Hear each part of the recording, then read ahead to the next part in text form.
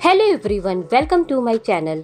वैसे तो आपने व्रत में साबूदाने से कई सारी डिशेस बनाकर खाई होगी, जैसे साबूदाना खिचड़ी, साबूदाने बड़े और साबूदाने की खीर और भी बहुत सारी डिशेस। पर आज मैं जो साबूदाने से बनने वाली रेसिपी आपके साथ शेयर करने वाली हूँ, वो ना तो आपने पहले खाई होगी और ना बनाई होगी। मैं आज आपके साथ साबूदाने की बर्फ़ी की रेसिपी शेयर करूँगी। इस रेसिपी में आपको साबूदाने को भिगोने की बिल्कुल भी ज़रूरत नहीं है, ना ही किसी चाशनी की ज़रूरत है और ना किसी मावा की। बहुत ही सॉफ्ट, मुंह में घुल जाने वाली ये बर्फ़ी बनती है। चलिए अब हम देर नहीं करते हैं, फटाफट से साबूदाना बर्फ़ी की रेसिपी को देख लेते हैं। तो बहुत ही सॉफ्ट और टेस्टी साबूदाना बर्फ़ी बनाने के लिए सबसे पहले हम एक पैन में 1 लीटर फुल क्रीम दूध डाल देंगे। अब इस दूध को हमें बॉईल करना है तब तक जब तक कि ये दूध रिड्यूस होकर के आधा ना हो जाए।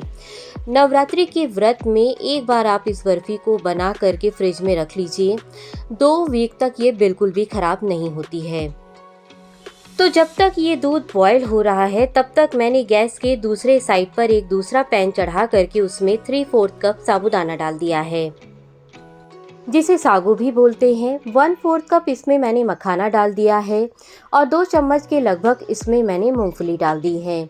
अब इन सभी को हमें लो फ्लेम पर लगभग 5 से 7 मिनट तक भूनना है। इसे आपको तब तक भूनना है जब तक कि मखाना थोड़ा क्रिस्पी नहीं हो जाता है। गैस का फ्लेम आप लो ही रखिएगा, मीडियम या फिर हाई पर इसे मत भूनिएगा। और बीच बीच में गैस के दूसरे साइड पर जो हमने दूध बॉयल होने के लिए रखा है उसे भी आपको चलाते रहना है। इस रेसिपी के लिए मैंने मीडियम साइज़ वाले साबूदाने लिए हैं, पर आप इस रेसिपी में छोटे साइज़ के भी साबूदाने का इस्तेमाल कर सकते हैं। मैंने मीडियम साइज़ के साबूदाने लिए हैं क्योंकि इस साइज़ के साबूदाने सभी के घरों में ज़्यादा यूज़ होते हैं। तो इसे भूनते हुए अभी मुझे 7 मिनट हो गए हैं और ये देखिए मखाना जो है वो क्रिस्पी हो गया है, साबूदाना भी गर्म हो गया है और मूंगफली भी थोड़ा भुन गई है। अभी इसे हमें पूरा नहीं भूनना है क्योंकि बाद में भी हमें इन्हें भूनना है। तो बस अब हम गैस को बंद कर देंगे और इसे ठंडा होने देंगे। इसके ठंडे होने के बाद ये सारा हम एक मिक्सर जार में डाल देंगे और उसके बाद जार का ढक्कन लगाकर इसका हम एक फाइन पाउडर बना लेंगे। तो इसका फाइन पाउडर मैंने बना लिया है। पीसने के बाद इसका टेक्सचर कुछ रॉक सॉल्ट जैसा लगता है। कोशिश करिएगा कि इसको आप जितना बारीक पीस सके उतना बारीक आप इसे पीसिएगा। अगर आपको इसमें थोड़े मोटे टुकड़े लग रहे हो तो आप इसे एक बार छान लें। तो अभी इसे हम साइड में रखते हैं और चलिए हमने जो दूध बॉयल होने के लिए रखा था उसे देख लेते हैं। तो जितना दूध हमने बॉयल होने के लिए रखा था उससे ये दूध आधे से भी कम हो गया है। तो बस दूध को हमें इतना ही बॉयल करना था। अब इसमें मैंने मिठास के लिए आधा कप चीनी डाल दिया है। अब दूध को हमें 2 से 3 मिनट तक और पका लेना है। आप चाहे तो इसमें मिठास के लिए गुड़ का भी इस्तेमाल कर सकते हैं, पर अगर आप दूध में गुड़ डाल रहे हैं तो पहले दूध को ठंडा कर लें, उसके बाद इसमें गुड़ को डालें। कभी कभी गुड़ डालते ही दूध फट जाता है। तो दूध को मैंने 3 मिनट के लगभग थोड़ा और पका लिया है। अब हम गैस को ऑफ कर देंगे और दूध को अभी हम साइड में रख देंगे। दूध का यूज़ हम बाद में करेंगे। अब गैस पर दूसरा पैन चढ़ाकर उसमें मैंने 2 बड़े चम्मच घी डाल दिया है। गैस का फ्लेम हमें लो रखना है। घी के गर्म होते ही हमने जो साबूदाने का पाउडर बनाकर रखा था उसे पैन में डाल देंगे।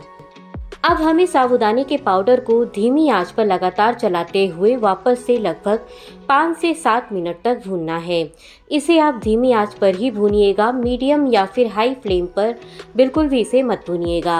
अगर आप इस स्टेज पर साबूदाने के पाउडर को भूनेंगे नहीं तो जो साबूदाने की बर्फ़ी हम बना रहे हैं वो थोड़ी सी चिपचिपी बनेगी।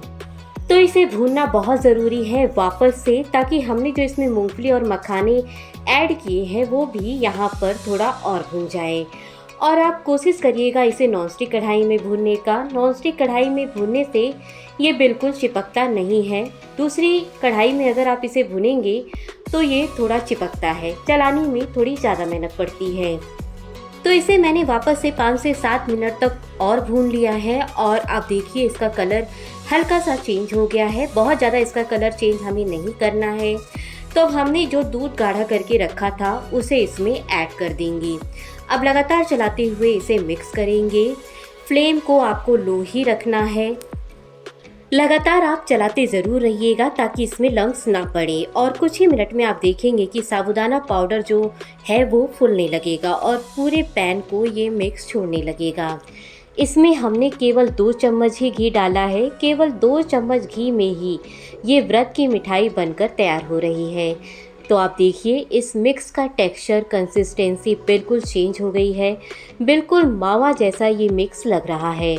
तो अब फ्लेवर के लिए इसमें मैंने आधा टीस्पून इलायची पाउडर डाल दिया है और 2 चम्मच बारीक कटे हुए काजू डाल दिए हैं।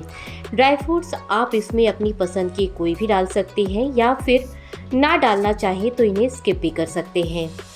अब सारी चीज़ों को अच्छे से मिक्स करेंगे। तो अब ये मिक्स बर्फ़ी जमाने के लिए एकदम तैयार है।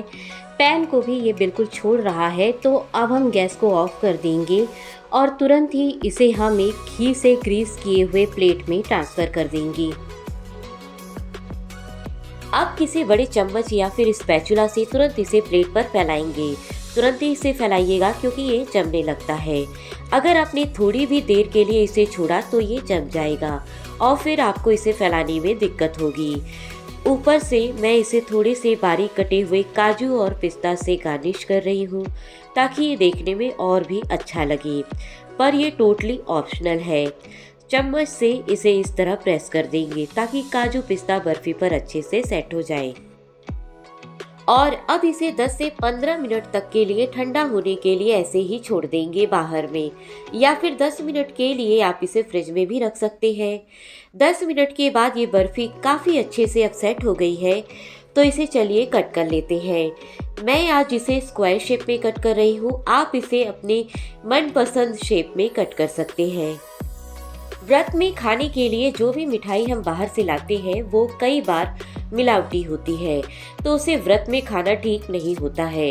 फेस्टिवल टाइम में उनके रेट भी काफ़ी हाई हो जाते हैं। तो इस तरह से आप घर में ही व्रत की मिठाई बनाइए। बनाने में बहुत ही इजी है, कम सामान में बन भी जाती है और खाने में तो टेस्टी है ही ये मिठाई। तो हमारी साबूदाना बर्फ़ी बनकर तैयार है। तो चलिए इसे प्लेट में हम सर्व करते हैं।